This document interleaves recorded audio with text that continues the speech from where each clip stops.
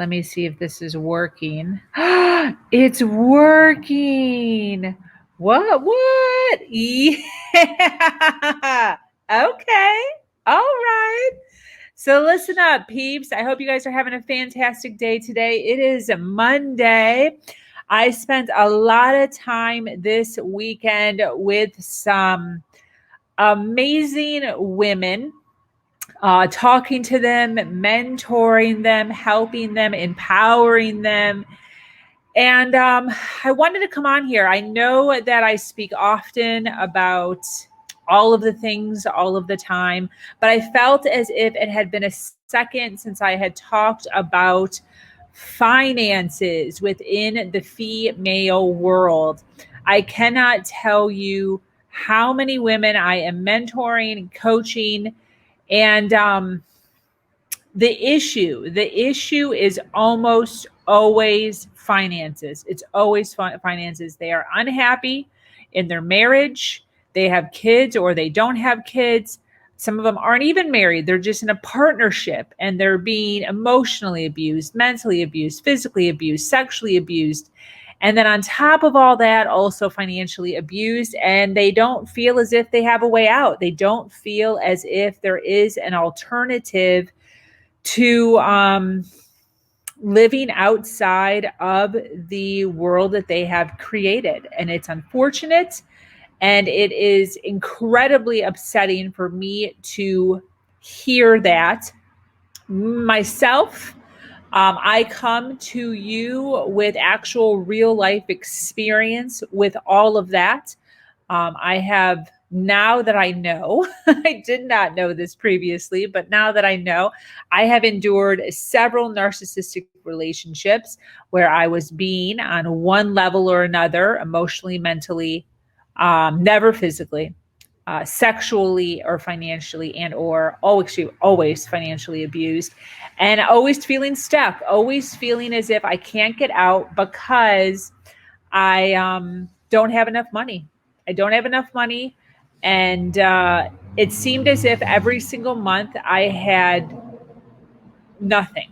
I had nothing. There was no way to save. There was no way to accumulate any sort of finances to actually feel comfortable leaving. And it was incredibly frustrating all of the time. So this is what I've done. I've put together a list of ways to know you're being financially abused. What's so interesting about financial abuse is it is the number one way that women are being abused. And it is the number one abuse that people do not recognize.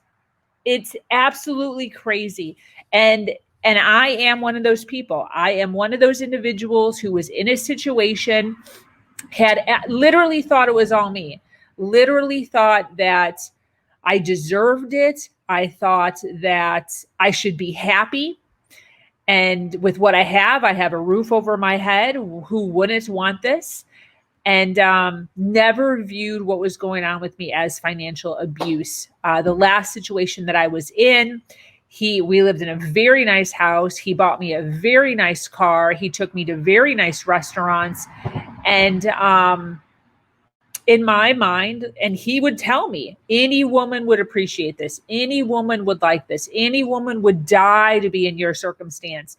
And anyone looking in would have viewed me as being taken care of, as being fortunate, as living like a princess. But what was so crazy about the situation is, yes, I was driving a nice car. Yes, I lived in a nice house. Yes, I was dressed nicely and walked tall and proud and confidently. But I had zero money in my bank account. No money. I had zero money in my bank account. And was completely and utterly trapped where I was. I was in an actual real life prison and had no one to turn to, no one to talk to. How do you even explain that to somebody? How do you explain to somebody that you want to leave that situation and it's horrible and everything looks nice? and then trying to explain to somebody that you want to get out. First of all, very few people understand that. And second of all, very few people even want to hear that.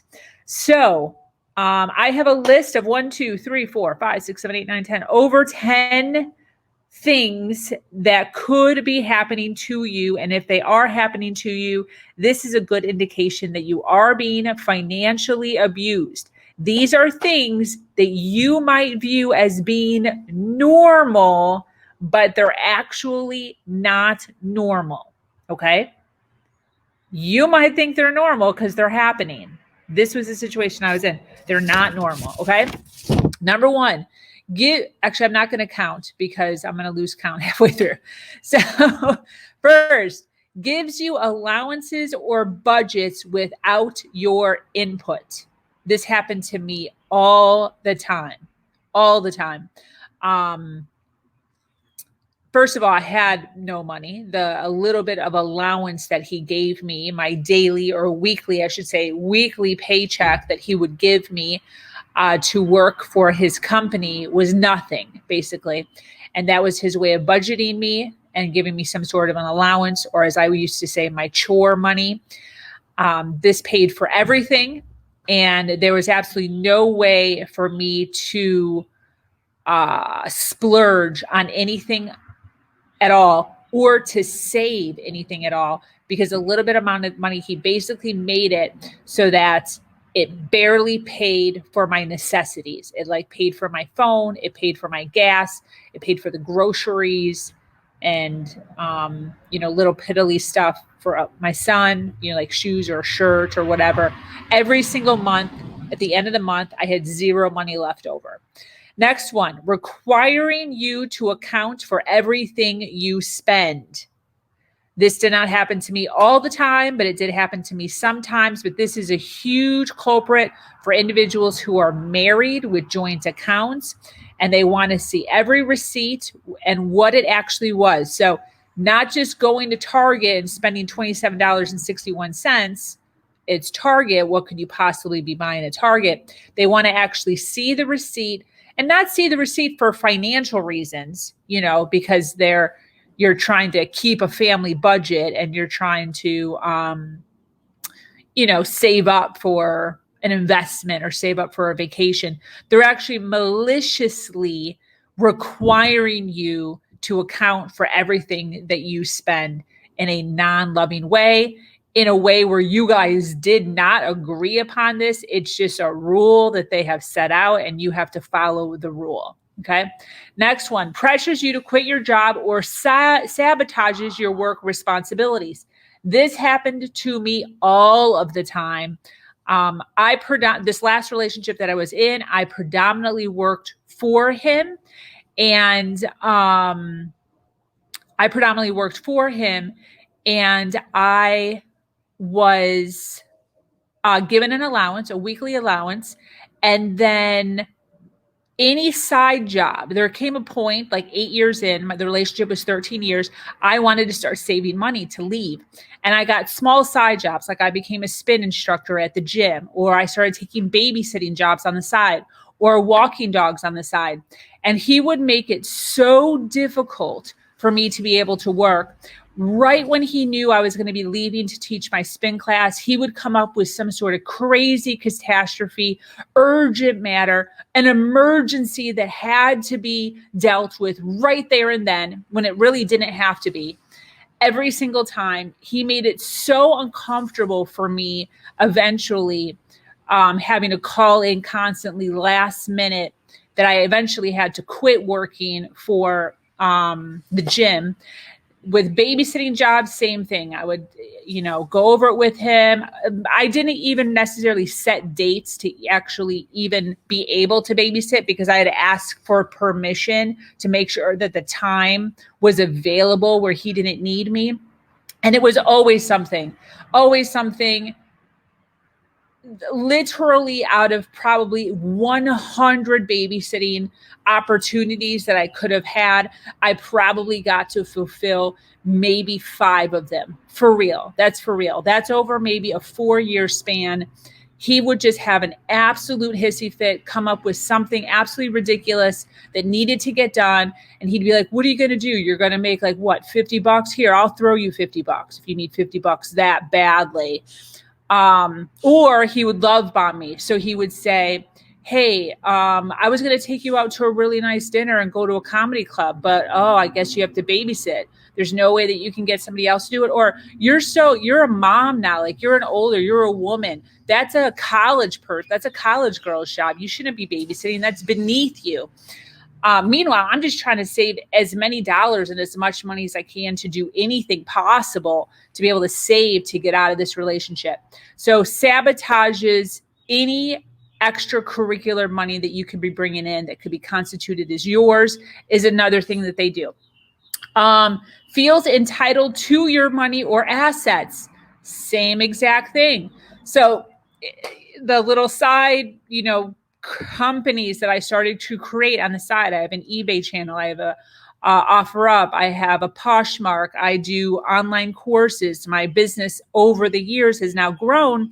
But when I was first starting to create all of this stuff and create income, and he would kind of get little whiffs of like, oh, what are you doing here? What are you doing here? He would want in on it. He'd be like, oh, what are you doing? That should be part of mine. This should be part of mine. That should be part of mine. Meanwhile, I was helping him working 10 to 14 hours at his company, and he was giving me scraps. But then he wanted in on what I was actually building and or minimizing it, keeping my self-esteem low, making it seem as if I couldn't accomplish anything, and kind of making it my destiny to fail in anything else unless he was 100% involved in it. The other thing he did is anytime he heard that or got a whiff of me investing. So I started investing probably 5 years before I left him into stocks. I like opened up an account and started throwing money here and there in. And whenever he would find out that he'd overhear me talking about it, or he'd see a receipt, or he would want to know where I was. So I would throw that in, like I went to, the whatever to go put some money in. And he would say stuff all the time, dividends, half that's going to be mine. Where are you getting the money for that? How do you have extra money even laying around?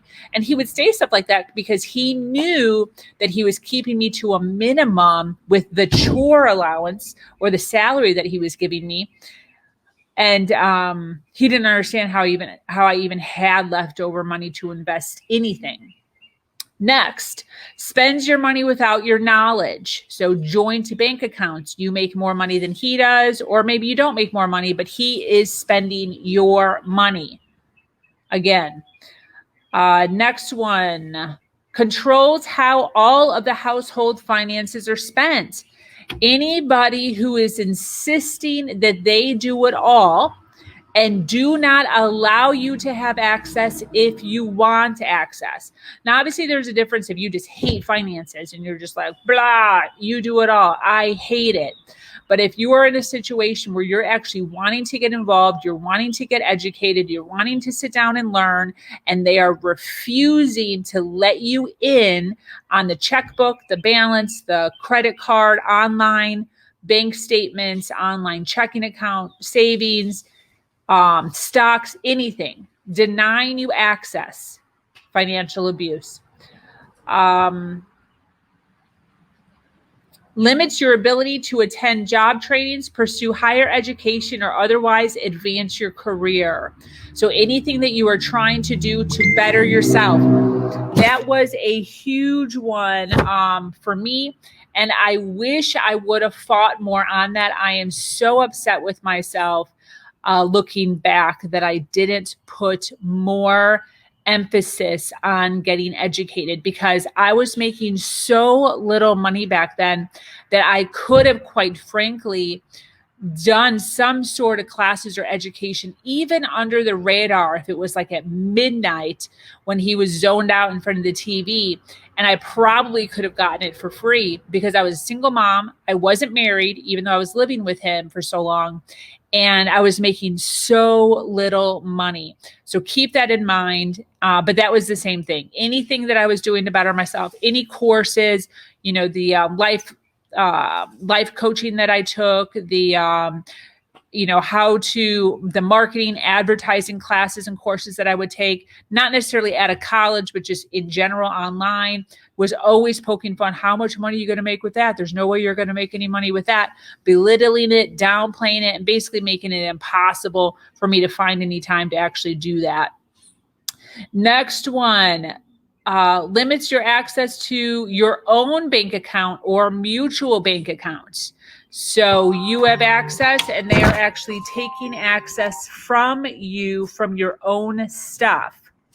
Lives in your home without working or helping with household tasks. So anybody who is living with you and they are not paying their way or giving you at least 50% in something, whether it's 50% in household chores, 50% in income, 50% in babysitting, whatever it is, they are just taking your money, taking your time, taking your food, taking complete advantage of you and not giving any effort at all financially. Now you have to realize this. If you are doing all the cooking, all the cleaning and working, and he's taking your money, the amount of time that you're spending cooking and cleaning is technically like dollars per hour that he's stealing. That's still financial abuse, because the amount of time that you're spending cooking and cleaning, you could actually be having a second job if you think about that. So even if he was like, hey, I can't give you any money, but I will do all the cooking and all the cleaning, and then you can go out and get, babysit, work on eBay from home, go get a second job, whatever it is, then that's helping offset what he can't do financially. Does that make sense? So just somebody who's completely taking advantage of you. There's no conversation about it. And even if there is a conversation, you bring it up and you're uncomfortable about it. And they are not doing anything to help with that, or they're getting mad at you for bringing that up. Financial abuse. Maxes out credit cards in your name and then doesn't make payments on those credit cards. I have heard about this so many times. Females have credit cards. They lend their female to their man, or lend their credit card to their man. Man doesn't give it back, maxes it out, or just uses it in general and never pays it back. They break up, don't break up, whatever it is, but the female is in charge of paying it off. Absolute ludicrous. You have to guard your credit cards with your life. Credit cards, debit cards, keep them safe. Do not just leave them flailing around in your purse. Keep them tight in a wallet, secured, zippered in your purse, with your purse zippered, so that it's difficult. You don't want money and credit cards just hanging out of your purse where they can grab it without you maybe even knowing it, using it, putting it back, and then having you responsible for the actual bill. Pay attention. It's time to wake up. Threatens to cut you off financially if you disagree. This was another one that I dealt with. Anytime I would throw any sort of extra hissy fit, extra emphasis towards not being happy, him emotionally, mentally, sexually abusing me, he would immediately say something to the effect of, you can just leave. You can just leave. Just leave. Get out of here. Doesn't matter. I'll find another girl. Somebody else could do it better. Somebody else will actually appreciate this. You're taking advantage of my wealth. You're taking advantage of my finances. When 100% that wasn't true. These are things that they say to you to make you question yourself. When somebody is threatening to kick you out and you have nothing, again, financial abuse, because what that does is that keeps you from being able to open your mouth, speak your mind, and communicate your feelings or your thoughts with them. If you're continuously having to hold your tongue because you're worried about being thrown out on the street, and your communication within your relationship, it doesn't flow nicely where you can come with criticisms about what's going on without feeling like you're going to be out on the street next week, that's abuse. That is 100% abuse. There's zero communication with that. Uses funds from child's savings account without a mutual agreement. So taking money from your kids, from your kids or your kids together, and not asking for permission. Prevents you from working by hiding your keys or offering to babysit and then not showing up. A huge one. My keys were taken all the time. All the time. And not just taken and put in his pocket. He would take them and drop them in a safe that was in our closet that I didn't know the code to. So whenever I started throwing, irritations, frustrations, whatever it is, getting a little snippy with him, he would punish me. He would use that to be able to punish me for me able to go to my job or even go anywhere, even just taking my keys, because he owned the vehicle, and he owned the vehicle on purpose. He purposely bought me a vehicle in his name, told me it was mine, and then would use it against me so that he could control me and control where I was going, how long I was gone for, or if I was even able to go. It was absolutely horrible. I can't even tell you how many times I had to jump on my bike with a dress on just to get to where I needed to go, because he would not allow me to take my vehicle. And I was getting to a point towards the end where I was powerful. And I was like, screw this. I don't have to take my car. I can get anywhere I want, whenever I want. I have a freaking bike. I have an Uber. I used to even Uber sometimes. So he would try his best to control me. And it worked for a very long time. But then towards the end, when I was gaining power, gaining momentum, gaining more finances, I started to really take the power back and find other means, find other solutions to the issue that I was being confronted with. A lot of times what happens is we are confronted with a problem, and then we sit and we become a victim, and we're like, boo-hoo me. He's taking my car from me. I have no other way. It's very important to open up your mind. What's another way? Could you walk? I have walked for real. Because we used to work at the same office, and there was times when we'd get into some sort of tiff, something would happen. He would snatch my keys from me. He'd be like, good luck getting home. And I'd be like, fine. And I would walk. Because he'd want me to go with him somewhere that wasn't something that I had agreed on, and I was going to do something else or something like that. And I would just walk my butt home. If I was in heels, I'd take my heels off and walk barefoot all the way home. You have power, and you have to use it. You can't sit all the time. And play this victim mentality. If you play the victim mentality and these things that I'm listening to you continue to happen to you, it's because you're playing the victim. There are ways and means to get out and wiggle your way out. Is the process hard? Yes. Is it stressful? Yes. Did I want to cry all the time? Yes. Did I contemplate suicide almost daily? Yes, 100%.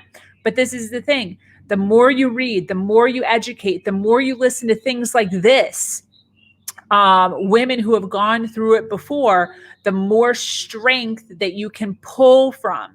See, the reason that I do what I do, the reason that I tell my story is because I promised myself that when I got out of the relationship that I was out of, and once I got out of my financial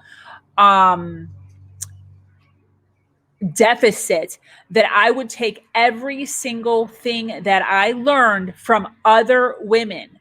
I got my power from other women just like this, that did Facebook Lives, that did YouTube, that were writing forums, that were writing blogs. And I absorbed everything. I learned everything I possibly could. I probably have 25 books on financial freedom. And I read everything. I absorbed everything. I did everything exactly what I saw, heard, and read. And I am where I am now because of that. And I told myself that if I ever got to this point, I would pay it forward. And that is what I am doing 100%. The blogs that I do, the vlogs that I do, the videos that I do, the Facebook posts that I do, these lives that I do is to pay it forward. Is for you to be reminded that you have the power, you have the inner strength, you have the confidence. You just have to find it. You have to embrace it. You have to embrace it. Every single one of us was born a winner. Every single one of us was born a champion. There is not one single person on this earth that did not fight to be where they are, you included. And you were absolutely not put on this earth to be somebody's punching bag, mentally, emotionally, physically, sexually, or financially. You were put on this earth to do big things. You were put on this earth to succeed. You were put on this earth to be powerful. Absolutely. The last one I have on my list: engages in other forms of abuse like belittling or physical abuse when they get angry over your spending habits.